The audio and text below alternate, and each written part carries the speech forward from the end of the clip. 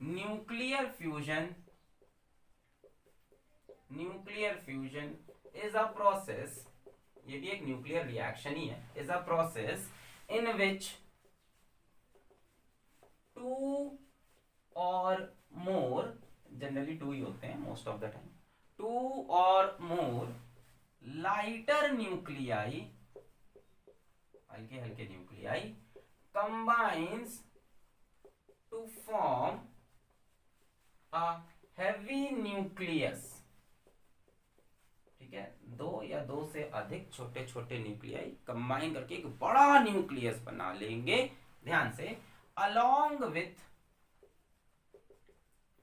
Simultaneous release of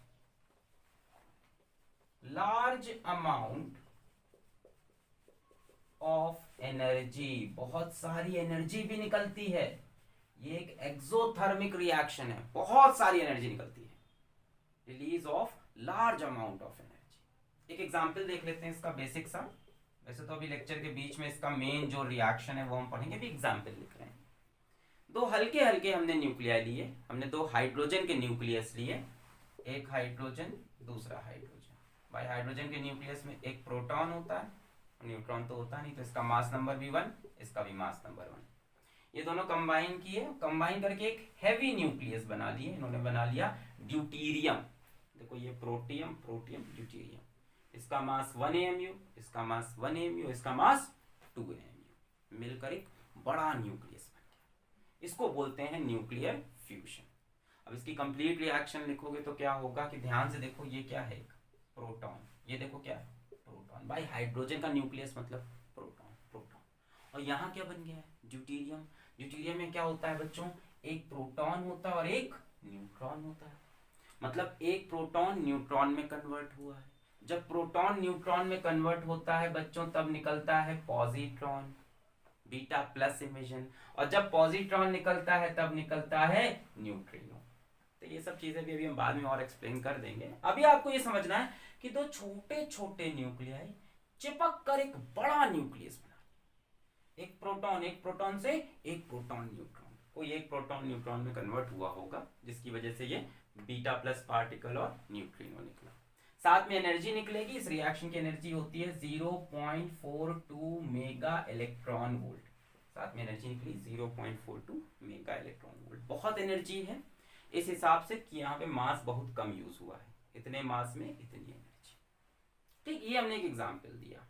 अब basically इसको लिख लो, एग्जांपल लिख लो, एक नोट कर लो, थोड़ा आइडिया रहेगा। छोटे छोटे हाइड्रोजन मिलके बड़ा हाइड्रोजन बना लिए, प्रोटियम, प्रोटियम से ड्यूटीरियम बन गया। अब फ्यूजन की अगर आप मीनिंग सर्च करो इंटरनेट पे कि फ्यूजन क्या होता है, तो आपको मिलेगा ब्लेंडिंग यानी कंबाइनिंग, बाय मेल्टिंग, मतलब कि दो चीज को अगर जोड़ना है तो उसको आप गर्म करो, उसको एकदम मेल्ट कर लो, पिघला लो, फिर जोड़ दो, है ना, जैसे वेल्डिंग वगैरह होती है कि पहले पिघला दिया लोहे को फिर चिपका दिया। तो फ्यूजन एक्चुअल में इसका नाम होता है कि ब्लेंडिंग यानी कॉम्बिनेशन या कंबाइनिंग बाय मेल्टिंग। तो क्या न्यूक्लियाई को हम मेल्ट करते हैं, इतना गर्म करते हैं कि मेल्ट हो जाए और फिर दो न्यूक्लियस चिपक जाते हैं, क्या यही न्यूक्लियर फ्यूजन है? कुछ हद तक बात तो यही है, पर ये होता कैसे है, आइए उसको समझते हैं। इतना नोट कर लें, एक्चुअल में कैसे होगा और उसमें क्या प्रॉब्लम है ये समझते हैं। इन शॉर्ट फ्यूजन यही है कि दो न्यूक्लियाई को बहुत गर्म कर लो। कोई पूछे न्यूक्लियर फ्यूजन क्या है, बोलो दो न्यूक्लियाई को बहुत गर्म कर लो, इतना गर्म करो कि वो पिघल कर चिपक सके। नोट कर लिया, मिटा रहे ओ सर आज मैं क्या करेगा ना, आज मैं कुकर में दो न्यूक्लियाई डालकर उबाल देगा और फिर वो चिपक जाएगा, मैं बन जाएगा आइंस्टीन। आओ देखो अभी क्या क्या दिक्कतें हैं, प्रॉब्लम समझो। देखो दो न्यूक्लियस को कंबाइन करना बहुत डिफिकल्ट है, क्योंकि न्यूक्लियस पे होते हैं पॉजिटिव चार्ज, इस पे भी पॉजिटिव, इस पे भी पॉजिटिव, तो ये दोनों आपस में रिपेल करेंगे, है ना। If we take any two nuclei, they will what, repel each other। ये तो वेल नोन फैक्ट है भाई, आप सबसे छोटा न्यूक्लियाई ले लो जिसमें सबसे कम पॉजिटिव चार्ज है ना, smallest positive charge, nuclei with smallest positive charge है ना, कौन है भाई, हाइड्रोजन है ना, हमने हाइड्रोजन ले लिया, ये एक हाइड्रोजन और ये एक हाइड्रोजन जो रिएक्शन लिखा था। इतना आसान थोड़ी ना है, खेल थोड़ी ना है भाई, ये एक प्रोटॉन और ये एक प्रोटॉन, कैसे कंबाइन करोगे दोनों को? ये तो मैंने सबसे छोटे न्यूक्लियाई लिए हैं, समझ रहे हो।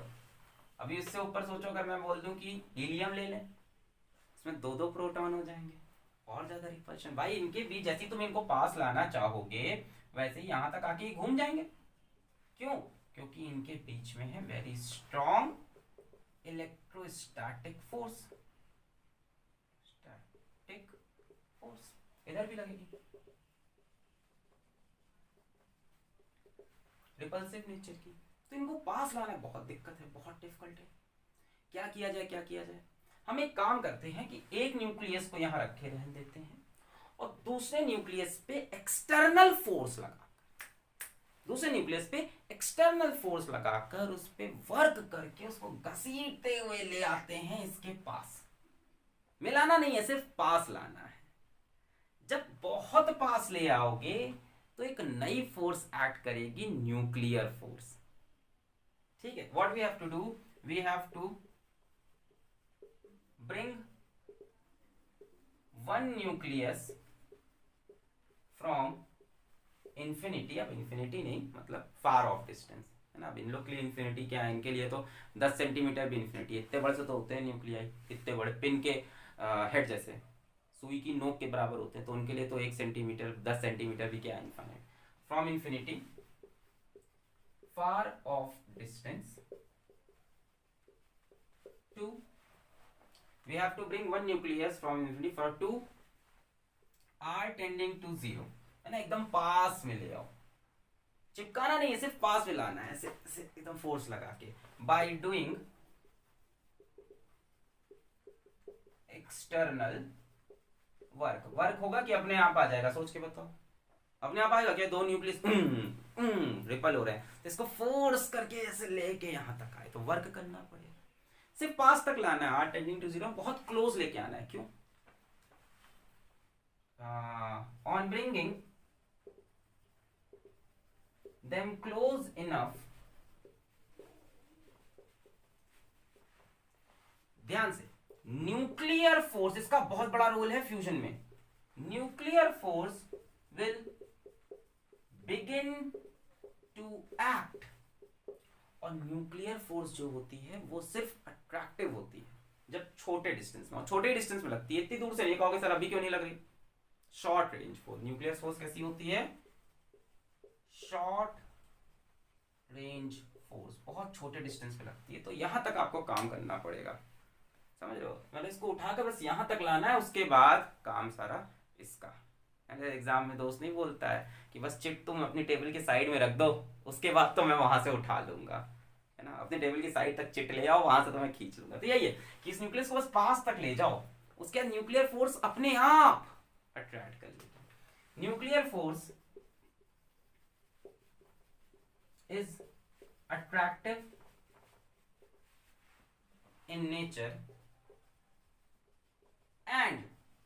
and much greater than electrostatic force. ठीक है, ऐसा नहीं है कि रिपल्शन खत्म हो गया, रिपल्शन भी हो रहा है, पर न्यूक्लियर फोर्स इलेक्ट्रोस्टैटिक फोर्स में बहुत भारी पड़ती है, वेरी स्ट्रॉन्ग फोर्स। जब आप इसको एकदम क्लोज इनफ ले आओगे, है ना, आप वर्क करके इनको बहुत क्लोज ले आए, तो अभी भी इलेक्ट्रोस्टैटिक फोर्स इनको रिपेल कराना चाह रही है, बट इनके बीच में तगड़ी न्यूक्लियर फोर्स लग गई है, एफ न्यूक्लियर, वो इतनी स्ट्रांग है कि अब इनको दूर नहीं जाने देगी, अब इनको चिपका ले जाएगी। अब आपको वर्क करना पड़ेगा। देखने में तो बड़ा अच्छा लग रहा है, बड़ा आसान है। क्या करोगे? न्यूक्लियस को पकड़ के ले जाओगे, इतना छोटा तो होता है, कैसे ले जाओगे? तो एक्चुअल में हम वर्क नहीं करते, एक्चुअल में हम इसको एनर्जी सप्लाई करते हैं। क्या सप्लाई करते हैं? एनर्जी। कितनी एनर्जी लग रही होगी? बहुत ज्यादा लगती है। क्योंकि रिपल्शन बहुत ज़्यादा होता है, यहाँ तक पहुँचाना बहुत डिफिकल्ट है ना। एग्जाम में चिट को ऐसे हटा के साइड तक रखना बहुत डिफिकल्ट काम है। एग्जामिनर भी तो घूम रहा है ना।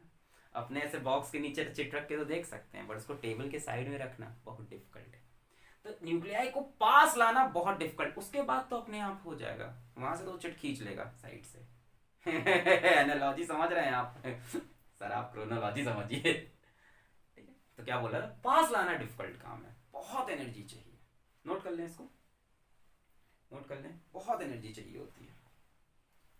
थोड़ा थोड़ा समझ में आ रहा है कि इतना आसान नहीं है न्यूक्लियर फ्यूजन करना, क्योंकि दो न्यूक्लियाई, दोनों में पॉजिटिव चार्ज रिपेल, और सबसे छोटी न्यूक्लियाई ली है मैंने, एक बड़ी न्यूक्लियाई में और ज्यादा पॉजिटिव चार्ज, तो वर्क नहीं करेंगे। असल में हम इनको एनर्जी देंगे, काइनेटिक एनर्जी। नोट कर लिया, मिटा रहे। ये भी क्लियर हो गया कि हमें चिपकाना नहीं है, हमें सिर्फ पास लाना है, उसके बाद ये अपने आप चिपक जाएंगे। 1 2 3 4 रब करने जा रहे हैं। ओके,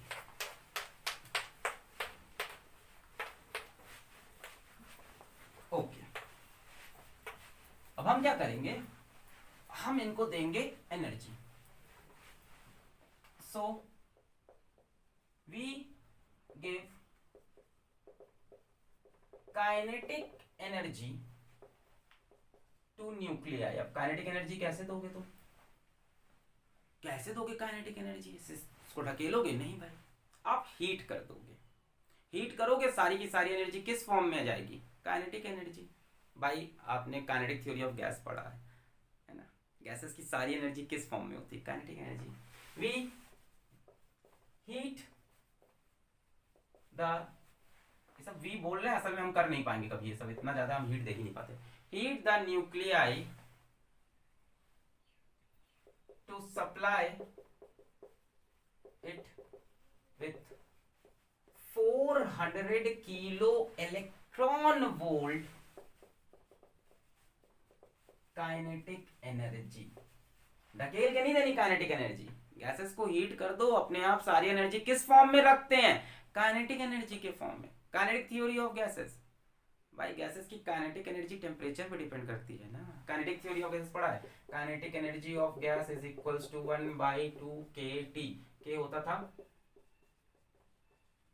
बोल्ट्स में, अरे हमारे साथ पढ़ लो, मजा आएगा, पूरा एकदम टॉपिक के डेप्थ में जाएंगे। बोल्ट्जमैन कांस्टेंट, तो आप हीट कर दो, कितनी हीट देनी है, 400 किलो इलेक्ट्रॉन वोल्ट।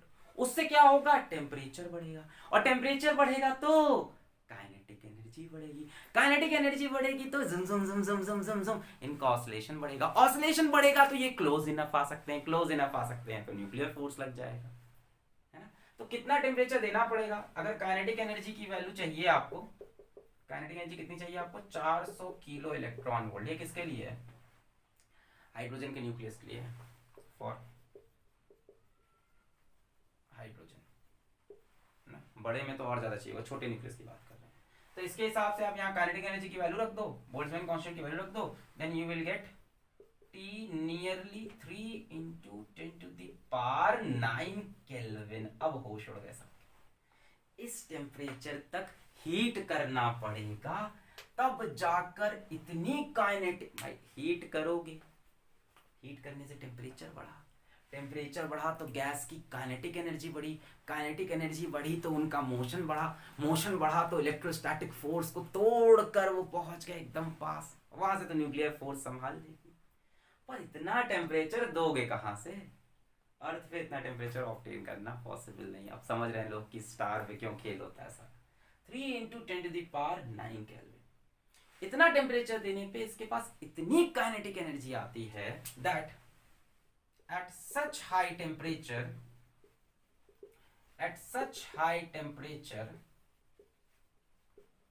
प्याज नहीं होता है, प्याज को छीलते जाओ layer by layer, layer by layer अंदर जा रहा हूं, मजा आएगा। सुनना ध्यान से, बहुत मजा आएगा। At such high temperature the molecules of gas breaks into atoms. ठीक है, पहले तो हाइड्रोजन गैस के मॉलिक्यूल्स, भाई न्यूक्लियाई को थोड़ी ना हीट कर लोगे तुम कि हाइड्रोजन में से न्यूक्लियाई बाहर निकाला, उसको तवे पे गर्म कर दिया। आप तो हाइड्रोजन गैस को गर्म कर रहे हो, आप तो H2 को गर्म कर रहे हो।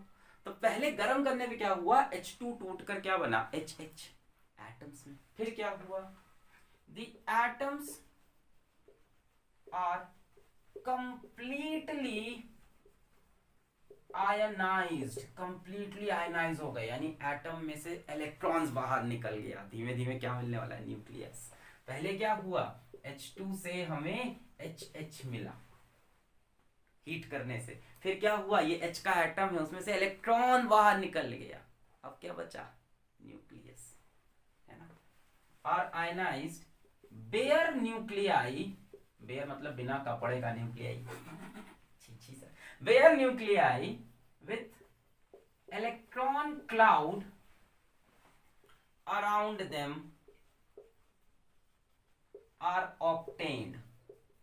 अब सिर्फ न्यूक्लियाई बचा है, इतना तगड़ा आयनाइज हुआ कि सारे इलेक्ट्रॉन दूर हो गए, फिर भी थोड़ा बहुत अट्रैक्शन तो है न्यूक्लियस पे, क्लाउड बना के अगल बगल घूम रहे हैं और बीच में वो न्यूक्लियस, इसको बोलते हैं प्लाज्मा स्टेट ऑफ मैटर।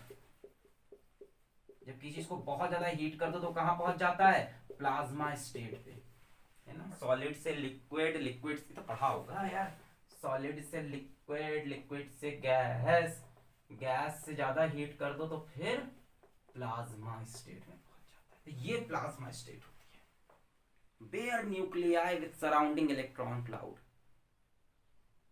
है। अब एक bare nuclei surrounding electron cloud, दूसरा bare nucleus surrounding electron cloud, दोनों पास में आए, इतने गर्म एकदम पिघल गए हैं हीट से, आके न्यूक्लियस, न्यूक्लियस चिपक गया और इलेक्ट्रॉन क्लाउड पूरे के अगल बगल आ गया, एक नया एलिमेंट बन गया। फ्यूजन से नया एलिमेंट बनता है, दो छोटे छोटे H मिलके बड़ा H बना रहे थे। इसको हटा दें से कंफ्यूज हो गया, कहानी समझ रहे हो कि आप इतना हीट कर दो, इतना हीट कर दो कि टेम्परेचर इतना बढ़ जाए, इतना कि आयनाइज होके पूरा मॉलिक्यूल से एटम, एटम पूरा आयनाइज, फिर सिर्फ न्यूक्लियाई बचे अगल बगल इलेक्ट्रॉन क्लाउड। अब देखो ऐसा कहानी है, एक न्यूक्लियाई, इसके अगल बगल ऐसे कहीं इलेक्ट्रॉन का क्लाउड है, ये दूसरा न्यूक्लियाई, इसके अगल बगल कहीं इलेक्ट्रॉन का क्लाउड है। धीमे धीमे क्या हुआ, धीमे धीमे क्या होगा बोलो, धीमे धीमे क्या हुआ, दोनों न्यूक्लियाई मिल गए और इलेक्ट्रॉन क्लाउड।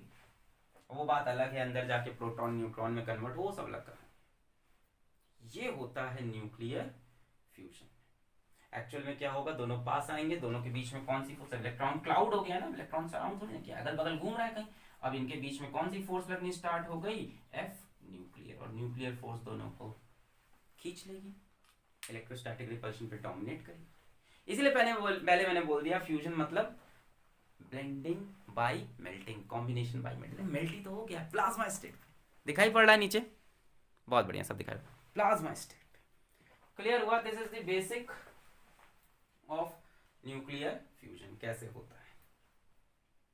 वही दिक्कत है, इतना हाई टेम्परेचर कहां से लाएंगे, यही सबसे बड़ा इश्यू है, नोट कर लिया। सर अगर किसी तरह से ये हाई टेम्परेचर ले भी आए तो इसको मेंटेन कैसे रखेंगे, समझते हैं इसको भी, नोट कर लीजिए पहले इतना। आप क्लियर हो गया कि तो सबसे छोटे न्यूक्लियाई की मैं बात कर रहा हूं, दो प्रोटियम को कंबाइन करने की बात कर रहा हूं, उसके लिए इतनी ज्यादा एनर्जी चाहिए इस रिएक्शन के लिए, प्लाज्मा स्टेट तक जाना पड़ रहा है, इतना गर्म कर दो, इतना गर्म कर दो कि उनकी काइनेटिक एनर्जी इतनी बढ़ जाए, इतनी बढ़ जाए कि इलेक्ट्रोस्टैटिक रिपल्शन को वो तोड़ दे। मजा आ गया सर, समझ में तो आ गया। चलो सर किस तरह से हमने टेम्परेचर दे दिया, तो क्या ये टेम्परेचर फिर हम मेंटेन भी रखना पड़ेगा, नहीं, आंसर इज नो। आइए एक और चीज समझते हैं कि एक्सोथर्मिक कैसे होते हैं और क्या टेम्परेचर लगातार मेंटेन रखना है या सिर्फ एक बार। खैर अभी तक इंसान एक बार में भी इसको नहीं दे पाया, मतलब दे पाया है पर सही जगह पे नहीं, ठीक है।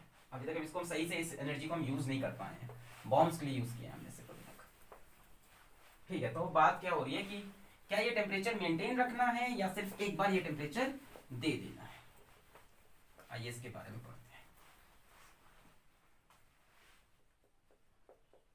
Nuclear fusion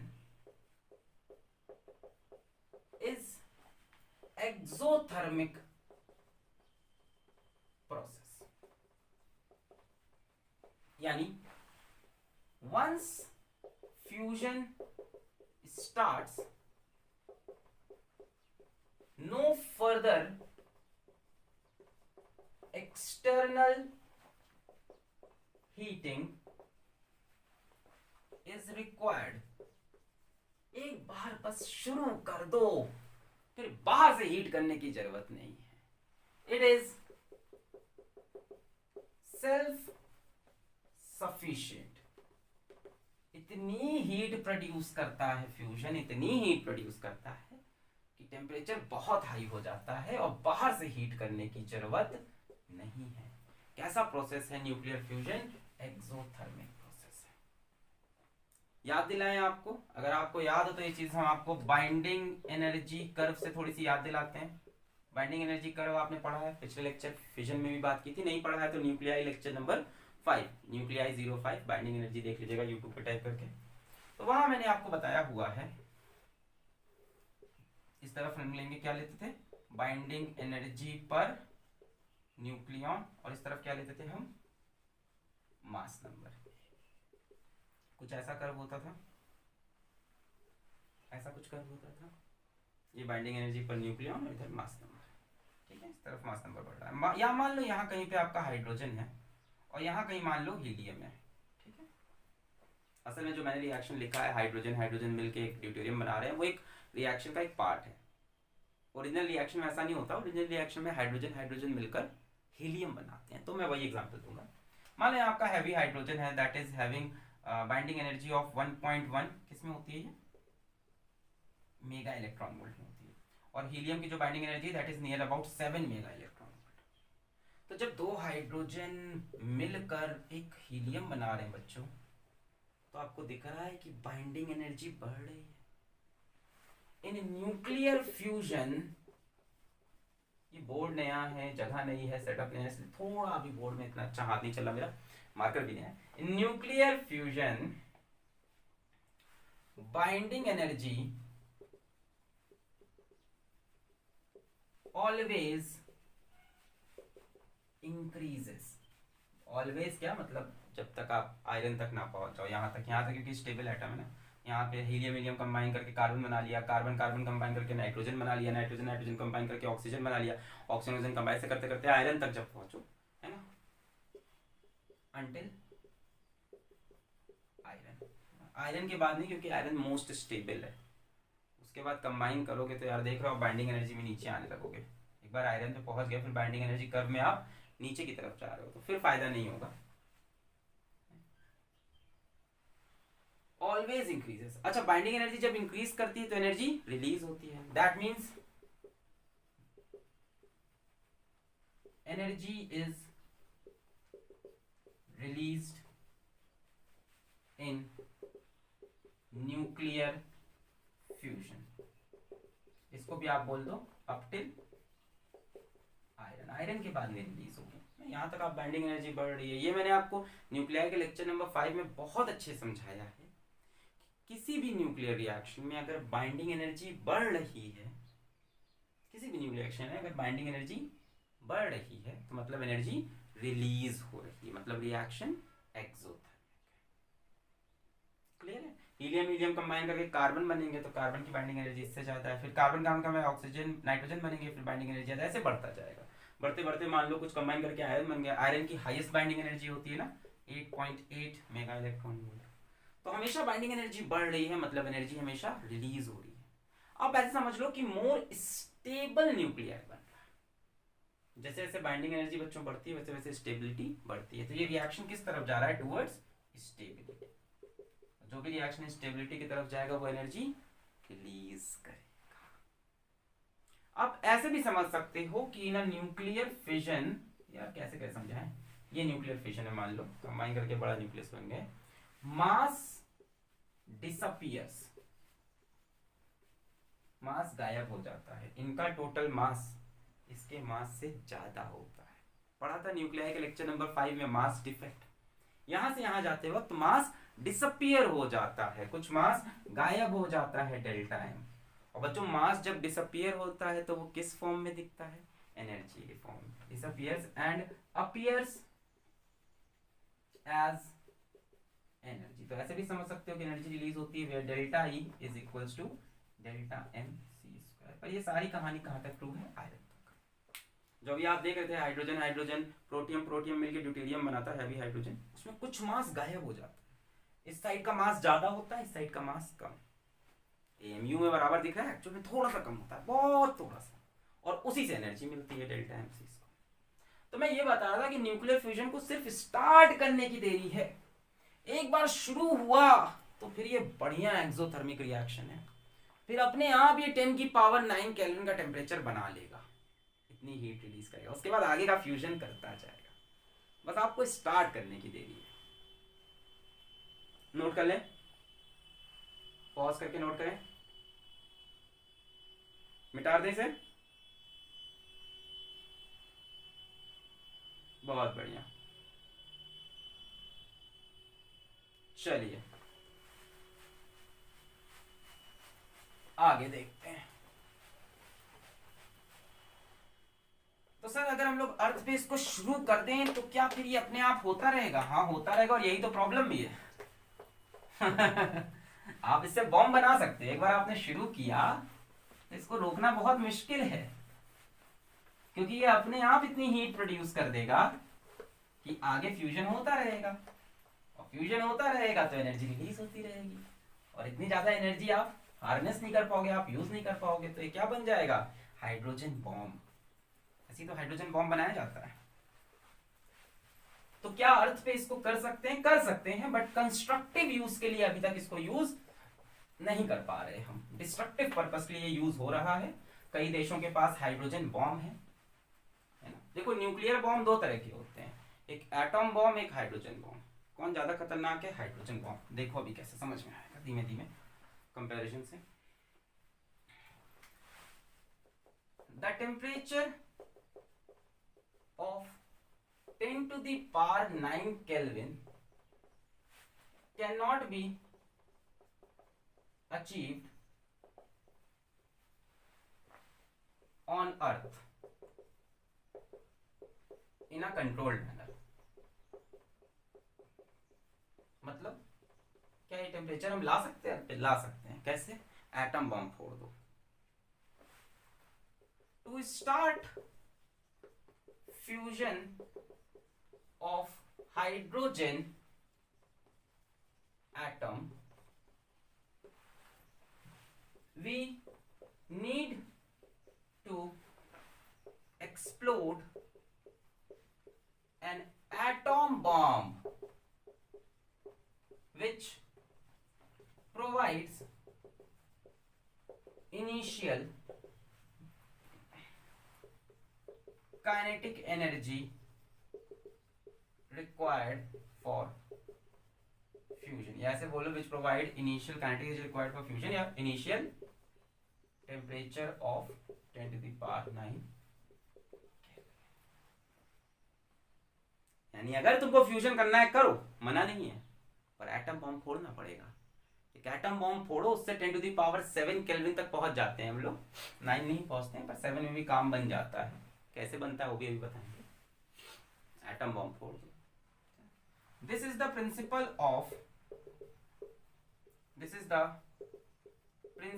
of hydrogen bomb. जो हाइड्रोजन बॉम्ब बनते हैं वो ऐसे ही बनते हैं। हाइड्रोजन बॉम्ब को जब स्टार्ट करना है तो ऐसा नहीं है कि उसमें जैसे ट्रिगर खींच लिया, नहीं, उसके लिए एक एटम बॉम्ब फोड़ दो। एक एटम बॉम्ब फोड़ो, उससे खूब ढेर सारी हीट निकली, टेम्परेचर बढ़ा, उससे हाइड्रोजन बॉम्ब स्टार्ट होगा। तो इसका डिस्ट्रक्टिव यूज हुआ है अभी तक न्यूक्लियर फ्यूजन का, इससे हम इलेक्ट्रिसिटी नहीं प्रोड्यूस कर पाए लाइक न्यूक्लियर फ्यूजन। जितने भी रिएक्टर हैं वर्ल्ड के, सब न्यूक्लियर फिजन पे काम कर रहे हैं, क्योंकि वो कंट्रोल्ड एनर्जी है, उसमें एनर्जी कम निकलती है, इसमें बहुत ज्यादा, और इसके लिए बहुत हाई टेम्परेचर चाहिए। इतना टेम्परेचर आप मेंटेन ही नहीं कर सकते हो। आप किसी कंटेनर के अंदर किसी गैस को इतने हाई टेम्परेचर पे हीट ही नहीं कर सकते। ऐसा कोई कंटेनर नहीं है, ऐसा कोई एलिमेंट ही नहीं है जो मेल्ट ना होगा। तो अभी तो ये मुश्किल है, हो सकता है फ्यूचर में हो जाए, कुछ भी पॉसिबल है। 20 साल पहले किसने सोचा था वीडियो कॉल्स हो जाएंगी? पॉसिबल है, बट अभी नहीं। ठीक, तो इतना हाई टेम्परेचर आपको कहां पे मिलता है? साइन पे मिलता है। मिटा दे। ओके, थियोरेटिकल हो रहा है ना थोड़ा। अभी लाते हैं इक्वेशन, लाते हैं फ्यूजन की।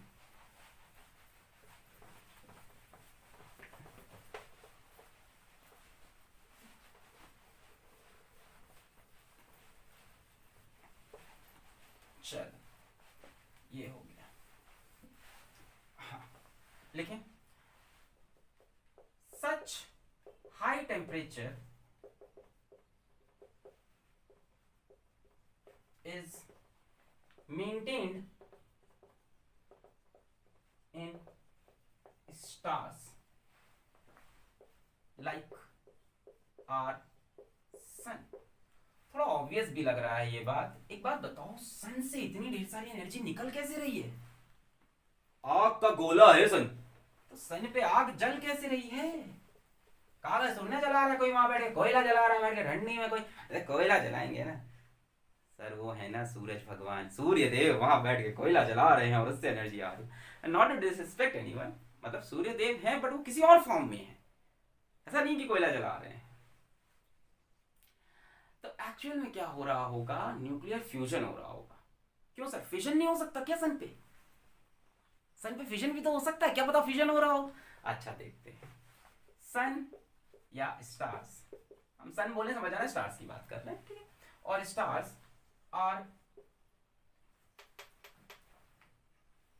composed of 90% hydrogen and helium gas. Low.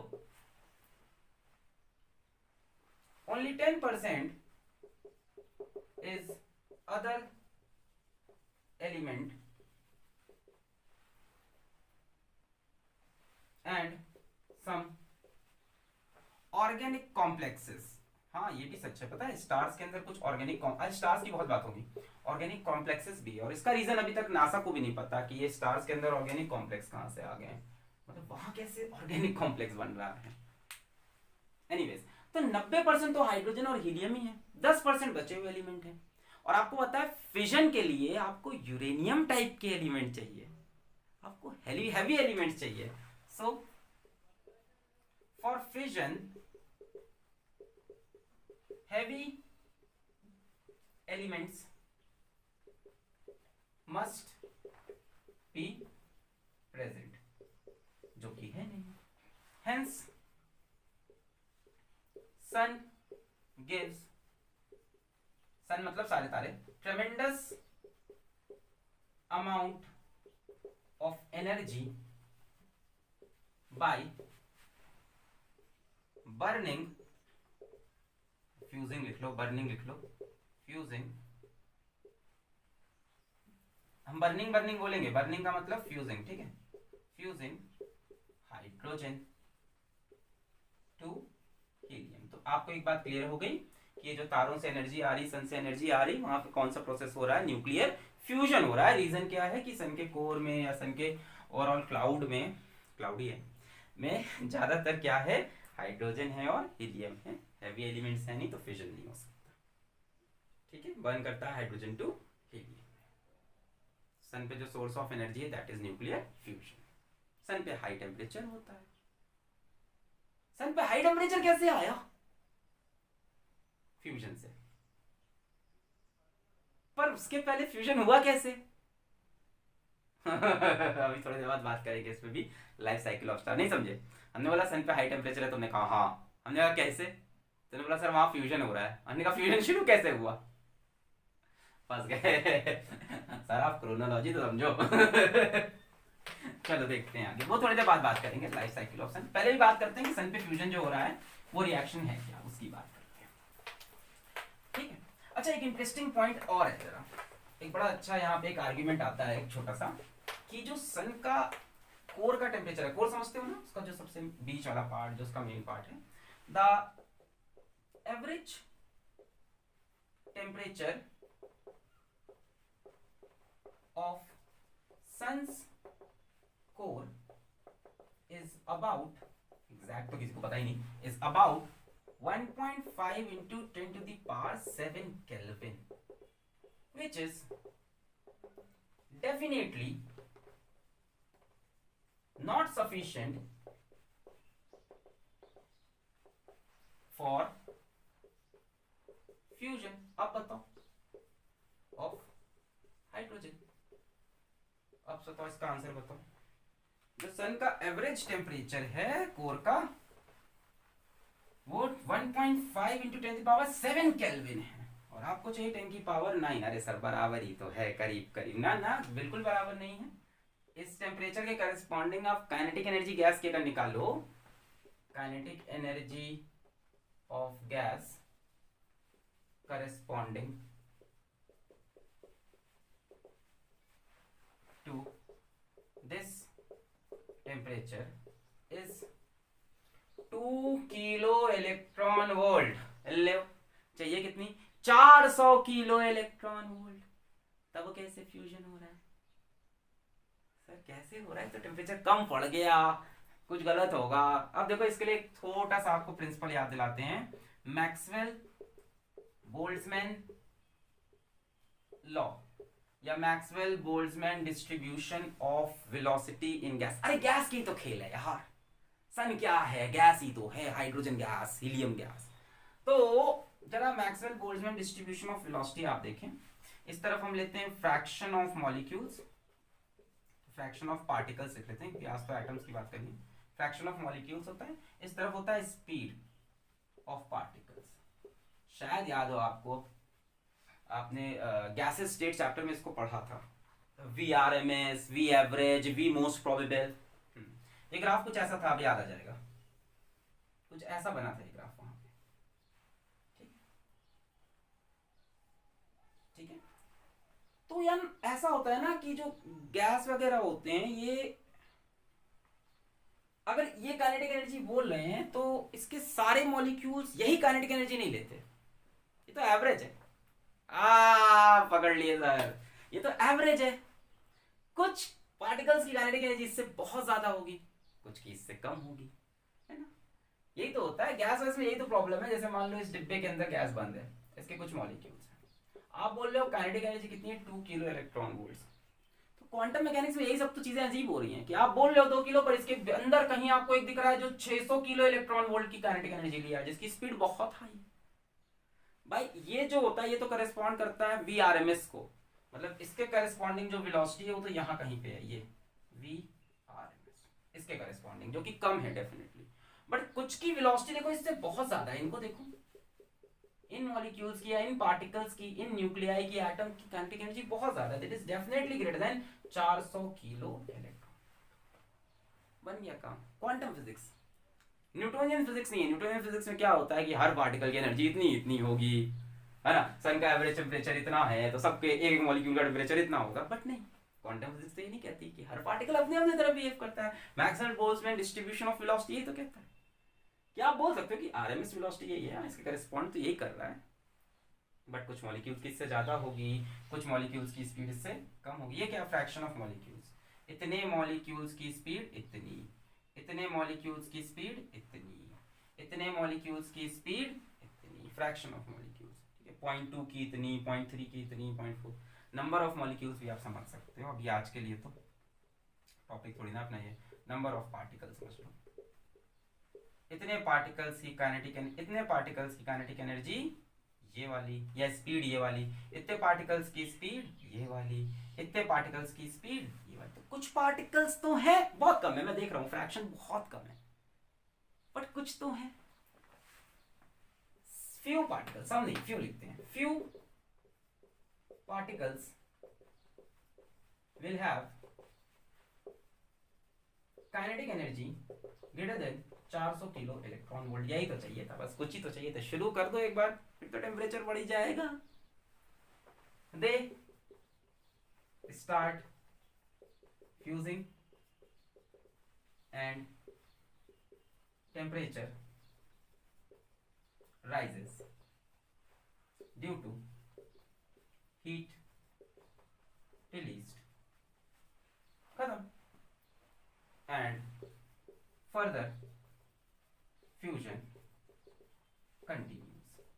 एक बढ़िया सवाल बनता था ये भी, साइंटिस्ट लोग काफी कंफ्यूज हुए। Maxwell Boltzmann distribution of velocity से प्रॉब्लम भी सॉल्व हो गई कि सन की कोर का एवरेज टेम्परेचर ये है, आपको एवरेज टेम्परेचर 3 × 10⁹ केल्विन चाहिए, ये 1.5 × 10⁷ केल्विन है। आप कह रहे हो डिफरेंस कम है, डिफरेंस बहुत ज्यादा है। इसके करस्पॉन्डिंग जो average kinetic energy 2 kilo electron volt, आपको चाहिए 400 किलो इलेक्ट्रॉन वोल्ट। तो मिल गई। कुछ मॉलिक्यूल्स किया, थोड़े से किया, शुरू तो करने दो। वो शुरू करेगा, धूम धड़ाका होगा, धूम धड़ाका से टेम्परेचर बढ़ेगा, टेम्परेचर बढ़ेगा तो एडजस्टमेंट हो जाएगा। सह लेंगे थोड़ा, समझ में आ गया ये। चलो अब हम लोग पढ़ते हैं एग्जैक्ट रिएक्शन जो सन के अंदर हो रहा है इस टाइम पे। सन या मैक्सिमम स्टार्स में जो होता है उनकी मेजॉरिटी ऑफ लाइफ में या उनकी यंग फेज ऑफ लाइफ में। ठीक है, मिटा लें इसको, पॉज करके नोट कर लें। बहुत बढ़िया, मजा आ रहा है, बहुत बढ़िया।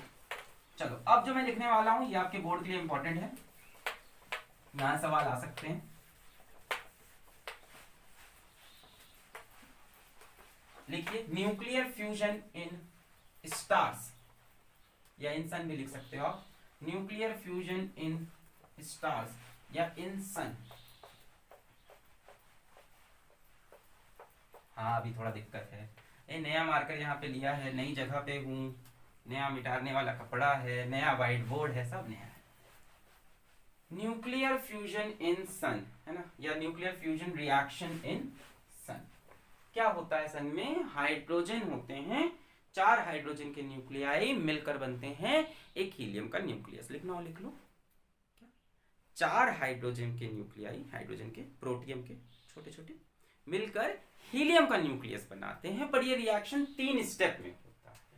ठीक है, न्यूक्लियर फ्यूजन इन सन या स्टार्स।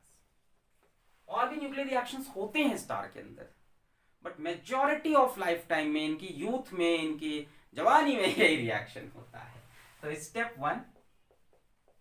वन में क्या होगा कि हमारे पास हाइड्रोजन का एक एटम और हाइड्रोजन का एक एटम, एटम मतलब न्यूक्लियाई, वही गरम वरम हुआ एकदम, वही प्लाज्मा स्टेट में आया, न्यूक्लियर फोर्स आई और चिपक के बन जाएगा ये ड्यूटेरियम। ठीक है, मैंने बताया था एक प्रोटॉन और ये क्या बन गया, एक प्रोटॉन और एक न्यूट्रॉन। तो बच्चों एक प्रोटॉन न्यूट्रॉन में कन्वर्ट हुआ है। प्रोटॉन जब न्यूट्रॉन में कन्वर्ट होता है, हमने पढ़ा, निकलता है पॉजिट्रॉन और न्यूट्रिनो। याद है, जब न्यूट्रॉन प्रोटॉन में कन्वर्ट होता है तो निकलता है इलेक्ट्रॉन और एंटी न्यूट्रिनो। प्रोटॉन न्यूट्रॉन में कन्वर्ट हुआ तो पॉजिट्रॉन और न्यूट्रिनो। साथ में निकलेगी बच्चों एनर्जी 0.42 मेगा इलेक्ट्रॉन। अब क्या हुआ, ये जो पॉजिट्रॉन बना, ये अगल बगल जो इलेक्ट्रॉन क्लाउड है वहां से एक इलेक्ट्रॉन खींचता है। ये पॉजिट्रॉन जो बना ये अगल बगल इलेक्ट्रॉन क्लाउड से एक इलेक्ट्रॉन खींचता है और यहाँ पे होगा मैटर एनिहिलेशन। एनिहिलेशन मतलब मैटर गायब हो जाएगा और मैटर गायब होकर एनर्जी बन जाएगा। मास एनिहिलेशन, एनिहिलेशन, कहाँ लिखूं, यहाँ लिखूं, मैटर एनिहिलेशन। पूरी तरह से ये दोनों, देखो एक पार्टिकल एक उसका एंटाई पार्टिकल है, तभी हो सकता है एनिहिलेशन। एक इलेक्ट्रॉन एक पॉजिट्रॉन, दोनों एक दूसरे को खा जाएंगे और निकलेगा एनर्जी यानी गामा पार्टिकल। और 2 गामा पार्टिकल निकलते हैं टू बैलेंस मोमेंटम बैलेंस करने के लिए 2 आते हैं, क्योंकि एक गामा एक तरफ निकला तो दूसरे गामा को दूसरी तरफ जाना पड़ेगा। भाई दोनों शुरू में देखो रेस्ट पे हैं, दोनों मिले, एक गामा ऐसे निकला तो एक ऐसे निकलेगा, तभी तो मोमेंटम बैलेंस होगा। और इसी प्रोसेस में एनर्जी निकलती है 1.02 मेगा इलेक्ट्रॉन वोल्ट। ये वैल्यूज आप एज इट इज लिख लो, इसका कैलकुलेशन आपको नहीं सीखना है। 1.02 मेगा। इसके बाद हम लोग आते हैं स्टेप नंबर 2 पे।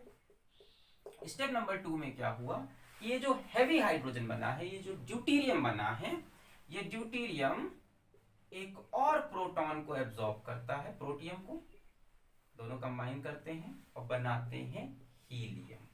हीलियम का एटॉमिक नंबर 2, तो 1 1 मिलके 2 हो गए और ये 2 और 1 मिलके हो गए 3। साथ में देखा गया यहाँ पे भी निकल रहा है एक गामा पार्टिकल और एनर्जी 5.49 मेगा इलेक्ट्रॉन वोल्ट। 5.5 चाहो तो आप समझ लो, 5.49 मेगा इलेक्ट्रॉन। देखना चाहो तो देख सकते हो, ये क्या है, ड्यूटेरियम, यानी एक प्रोटॉन एक न्यूट्रॉन। ये क्या है, एक प्रोटॉन, सब मिल गए तो यहाँ पे क्या हो जाएगा, 2 प्रोटॉन 1 न्यूट्रॉन। देखो यही है भी, 2 प्रोटॉन है और मास नंबर 3 है, मतलब एक न्यूट्रॉन भी होगा। समझ में आ रहा है, यहाँ प्रोटॉन से न्यूट्रॉन में कोई कन्वर्जन नहीं, न्यूट्रॉन से प्रोटॉन में कोई कन्वर्जन नहीं, इसलिए ना कोई पॉजिट्रॉन है ना कोई इलेक्ट्रॉन है, बीटा पार्टिकल दिया है। क्लियर, मिल गया। उसमें कुछ मास डेफिनेटली रिलीज हुआ होगा जो एनर्जी के फॉर्म में दिख रहा होगा, mass defect. Last is are step number 3। देखो ओवरऑल जो रिएक्शन है, किसी से बातों बातों में बोल रहा हूँ तो बोल दो कि सन पे हाइड्रोजन कंबाइन होकर हीलियम बनता है, बट जो स्टेप वाइज रिएक्शन है वो ये। स्टेप नंबर 3, ये जो हीलियम बना है इसके 2 न्यूक्लियाई आएंगे, कंबाइन करेंगे और बना लेंगे नॉर्मल हीलियम। ये तो आपको दिख रहा है कि अनस्टेबल हीलियम है। हीलियम का जो नॉर्मल हीलियम का मास नंबर होता है 4 होता है, तो नॉर्मल हीलियम बना लेंगे। तो दिख रहा है कुछ कुछ बच गया है यहाँ पे है। इसके पास क्या है, 2 प्रोटॉन 1 न्यूट्रॉन, इसके पास 2 प्रोटॉन 1 न्यूट्रॉन, और इसके पास 2 प्रोटॉन और 2 न्यूट्रॉन। तो कुछ तो डेफिनेटली बच रहा है। क्या बच रहा है, 2 प्रोटॉन बच गए हैं। तो 2 प्रोटॉन बाहर निकल जाएंगे in form of hydrogen nuclei. देखो ये क्या होता है प्रोटॉन, और साथ में निकलेगी एनर्जी। यहाँ पे कितनी हो जाएगी, यहाँ energy 18.27 mega electron volt. Let me check this value exactly, then I will give you the number. Okay, very sorry, this is 12.86 mega electron volt. ठीक है, इस प्रोसेस में यहाँ पे एनर्जी निकली और यहाँ पे कोई गामा नहीं निकला। Now this is the complete reaction for hydrogen changing to helium. समझ में आया? पहले 2 हाइड्रोजन मिले, उससे ड्यूटेरियम बना। पॉजिट्रॉन क्यों निकला मैंने बता दिया, क्योंकि प्रोटॉन न्यूट्रॉन में कन्वर्ट हुआ है अंदर अंदर, उसकी वजह से न्यूट्रिनो निकला एनर्जी। फिर क्या हुआ, जो पॉजिट्रॉन है उसने एक इलेक्ट्रॉन को पकड़ा, मैटर एनिलेशन हुआ, पार्टिकल एंटी पार्टिकल मिल गए, खत्म हो गए, विलीन हो गए, एनर्जी निकली। 2 गामा क्यों निकले ये भी बता दिया, मोमेंटम कंजर्वेशन के लिए, इसमें भी एनर्जी निकली। फिर नेक्स्ट स्टेप पे ये हैवी ड्यूटेरियम आया, इसने एक और प्रोटॉन एब्जॉर्ब किया और बन गए इन लोग हीलियम। साथ में गामा पार्टिकल निकला और एनर्जी निकली। फिर ये हीलियम अभी स्टेबल नहीं है तो इसने एक और हीलियम को पकड़ा, कंबाइन किए, एक हीलियम बनाया। क्या हुआ, यहाँ पे 2 प्रोटॉन बचे रह गए तो बाहर निकल गए इन फॉर्म ऑफ हाइड्रोजन। अब इस पूरे को आप चाहो तो एक लाइन में भी लिख सकते हो, बट होता ये 3 स्टेप में। एक लाइन में कैसे लिखोगे बता देते हैं हम आपको। आपको ये तीनों रिएक्शन अगर एक बार में लिखना है, नेट रिएक्शन आप लिखना चाहते हो, कई लोग की भाई दिली इच्छा होती है नेट रिएक्शन लिखने की, तो इसका नेट रिएक्शन आपको किताबों में मिल सकता है। स्टेप 1 को मल्टीप्लाई बाय 2 करो, स्टेप 2 को मल्टीप्लाई बाय 2 करो और जोड़ दो। स्टेप 1 को मल्टीप्लाई बाय 2 करो, ये 2 हाइड्रोजन मल्टीप्लाई होके कितने हो गए, 4 हाइड्रोजन। ठीक, और तो यहां पे आएंगे सबसे पहले 4 हाइड्रोजन प्लस, ध्यान से। अब देखो 2 ये बनेगा ड्यूटेरियम, ये भी 2 से मल्टीप्लाई और ड्यूटेरियम, तो ये तो कैंसिल हो जाएगा भाई, ऐड करना है। नेट रिएक्शन क्या है, step 1 into 2, step 2 into 2 plus step 3। Net reaction is 2 into first plus 2 into second plus third. ठीक है, इसको मैं फर्स्ट कह दूं, इसको मैं सेकेंड कह दूं और इसको मैं थर्ड कह दूं। इसको 2 से मल्टीप्लाई, 2 से। अब देखो ये 2 दूनी 4 हो गया ये, ठीक है। फिर मैंने कहा ये भी 2 हो रहा है, पर भैया इधर भी ये 2 है, तो ये तो कैंसिल हो गया। अच्छा, 2 पॉजिट्रॉन ये 2 ये भी मल्टीप्लाई हो रहा है पॉजिट्रॉन, तो ये भी कैंसिल हो जाएगा। 2 इलेक्ट्रॉन ये, कहीं और इलेक्ट्रॉन नहीं है तो इलेक्ट्रॉन आ जाएगा 2 इलेक्ट्रॉन। एकदम सही रिएक्शन लिखेंगे, टेंशन मत लो। देखो 2 पॉजिट्रॉन ये भी 2 से मिले, 2 पॉजिट्रॉन कैंसिल, 2 इलेक्ट्रॉन किसी चीज से कैंसिल नहीं हो रहे। फिर और क्या होगा, 2 इसके मोल ये कैंसिल हो चुके। अच्छा 2 हाइड्रोजन और है, यहाँ लिखने चाहिए थे हमने 4 लिखे। 2 हाइड्रोजन, पर ध्यान से देखो इधर भी 2 हाइड्रोजन है तो ये भी कैंसिल हो जाएगा भाई, ये इंटू 2, और जब ऐड करोगे ये भी 2 हाइड्रोजन आएंगे तो ये कैंसिल। अच्छा 2 हीलियम के एटम ये, 2 हीलियम के एटम ये भी कैंसिल। तो ये कवर हो गया, ये कैंसिल हो गया, ये कैंसिल हो गया, ये कवर हो गया। 2 हाइड्रोजन इनसे कैंसिल हो गए, 2 हीलियम के एटम, ये 2 हीलियम के एटम कैंसिल हो गए। तो इस तरफ और कुछ नहीं बचा। राइट हैंड साइड में चलते हैं। राइट हैंड साइड में सबसे पहले तो ये बचा हमारे पास हीलियम 2 4, और क्या है, ये तो कैंसिल हो चुका, ये कैंसिल हो चुका इसके साथ, ये कैंसिल हो चुका उसके साथ, वो कैंसिल हो चुका इसके साथ, यानी क्या बचा, गामा। कितने गामा, ये 2 हैं इंटू 2। न्यूट्रिनो देख लो, 2 न्यूट्रिनो दिख रहे हैं साफ साफ, 2 न्यूट्रिनो। गामा यहाँ कितने हैं, 2 इंटू 2 4, और ये 2 6 गामा। और ओवरऑल आप पूरी एनर्जी इसकी देख सकते हो। कैसे देखोगे, इसको 2 से मल्टीप्लाई करो इसको 2 से मल्टीप्लाई करो और जोड़ दो एनर्जी को एज इट इज। ठीक है, तो एनर्जी आपकी आ जाएगी करीब 27 point, let me check this exact value, इसकी एग्जैक्ट वैल्यू दें आपको।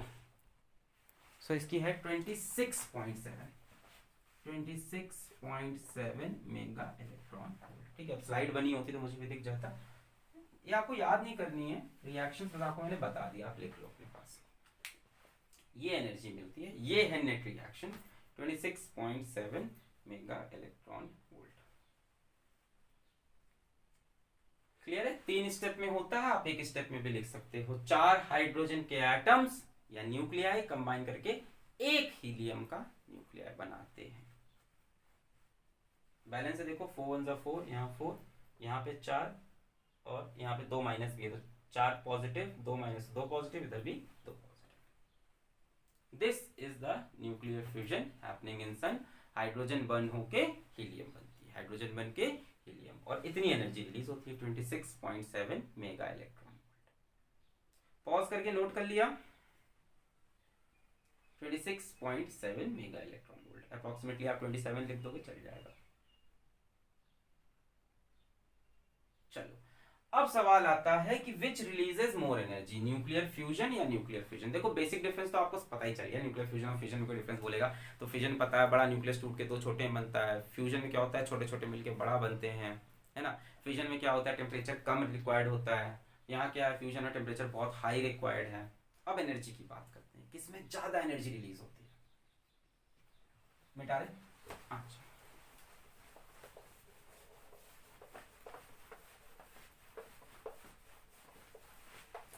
क्वेश्चन लिख लो, which releases more energy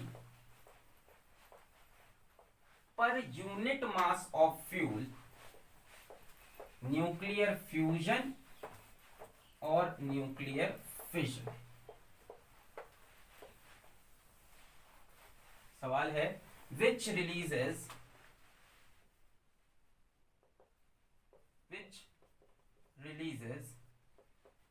more amount of energy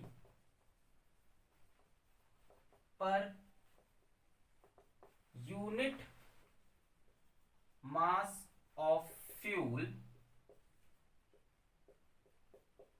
fission और फ्यूजन। बढ़िया सवाल, पर यूनिट मास ऑफ फ्यूल की बात करेंगे। ठीक, चलो आंसर देखते हैं।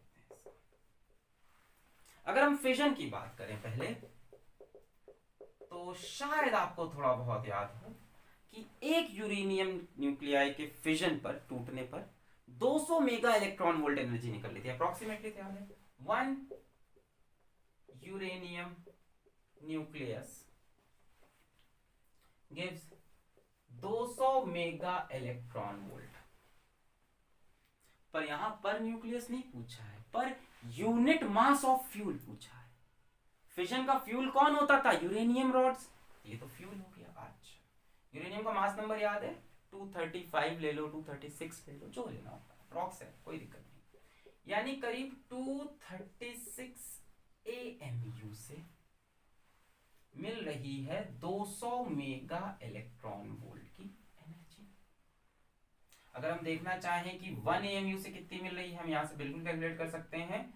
सो 1 AMU से मिलेगी 200/236, तो अप्रोक्सीमेटली मैंने देखा था 0.8584 आ रहा था मेगा पर AMU, पर यूनिट मास हो गया एक तरह से फ्यूल के। यानी अगर आपके पास 1 AMU यूरेनियम है तो उससे आप इतनी ही एनर्जी निकाल सकते हो फिजन से। अच्छा, अब बात करते हैं फ्यूजन की।